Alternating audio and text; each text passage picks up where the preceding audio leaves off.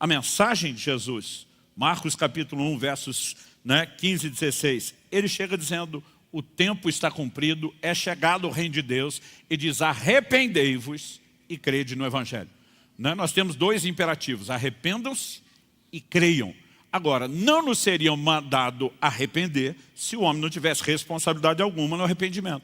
Se é Deus que determina unilateralmente o arrependimento, você não precisa mandar ninguém fazer. É só deixar que Deus o faça. Agora, quando a Bíblia ordena que nos arrependamos, significa que tem a nossa parte. O problema é que às vezes alguns grupos pegam o imperativo e dizem, é responsabilidade humana. Os outros pegam, o Espírito Santo convence, a bondade de Deus diz, é divino. E de vez em quando alguém nos pergunta, e aí, é um ou outro? Eu falei, gente, a Bíblia não se contradiz. Não é um ou outro. É tanto um quanto o outro. São ambos. E a única forma de você equilibrar os dois é entender que Deus faz a parte dele, mas nunca sozinho. E o homem precisa corresponder com Deus. Nós chamamos isso de interação. Então, o Espírito Santo também é chamado em 2 Coríntios 4,13 de o Espírito da fé. Mas nos é ordenado crer. Efésios capítulo 2 diz, pela graça sois salvos, mediante a fé, isso não vem de vós, é um dom de Deus. Então, tanto a graça que salva, como a fé, que Romanos 5,2 diz dá acesso à graça, procede de Deus. Romanos 12 diz que ele repartiu uma medida de fé com cada um de nós. Evidente que a fé procede dele.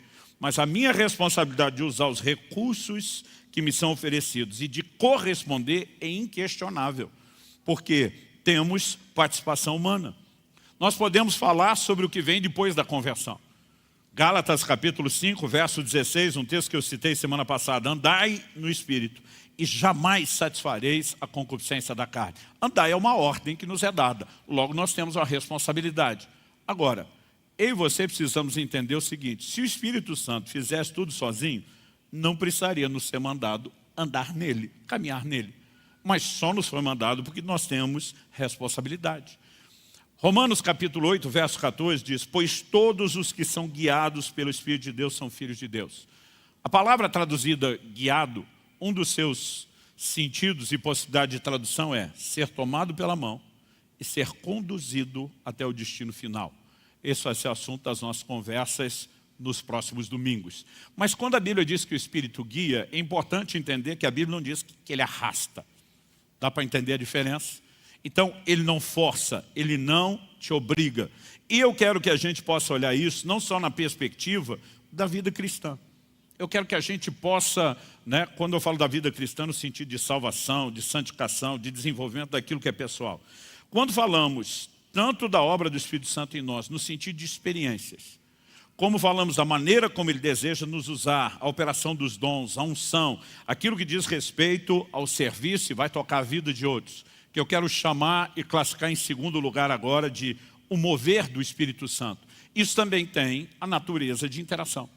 Eu gostaria que você abrisse comigo a sua Bíblia em Ezequiel, no capítulo 47. E nós vamos ler primeiro do versículo 1 até o 5. Depois, na sequência, nós vamos ler do 6 ao 12. Então seria interessante você deixar a Bíblia aberta ou o texto aí marcado. E a gente precisa entender uma visão que está por trás do livro de Ezequiel. Ezequiel profetiza durante o tempo do cativeiro, quando a nação, tanto de Israel como de Judá, ambos reinos divididos, tinham chegado ao clímax, ao apogeu da apostasia. É o pior momento espiritualmente falando da história da nação. Logo no capítulo 3, Ezequiel tem uma visão da glória de Deus se retirando do templo. De Deus dizendo, por causa dos pecados de vocês, eu estou fora, não brinco mais, estou abandonando vocês. São palavras duras de juízo. Mas lá no final do livro, começa todo um tom e uma conversa sobre restauração. No capítulo 37, por exemplo, Deus dá a Ezequiel a visão do vale de ossos secos. Ele vê um vale com muitos ossos sequíssimos. E Deus pergunta para ele, esses ossos podem voltar a viver? Ezequiel dá uma resposta bem evasiva e diz, Senhor, tu sabes. Tipo assim, eu é que não me arrisco a falar sobre isso. Porque está olhando algo que humanamente é impossível. Mas de repente na visão ele vê que os ossos começam a se mexer, aquela barulheira de cada osso se ajustando ao seu osso, os esqueletos se organizando, daqui a pouco começam a aparecer músculos, tendões, daqui a pouco eles começam a se encher de carne, daqui a pouco a pele os reveste, mas ainda assim o que ele tem é um exército de cadáveres. E o Espírito diz a Ezequiel na visão, profetiza, vento que vem dos quatro cantos sopra sobre eles. E é o que eu e você sempre precisamos parar para entender, é quanto a ideia de vida está relacionada à ação do Espírito. E aí quando ele começa a profetizar, a Bíblia diz, o Espírito entrou neles e se levantou um exército poderoso. Qual era a mensagem? O Senhor diz, a casa de Israel está dizendo, acabou-se a nossa esperança. E Deus está dizendo, eu vou restaurar vocês.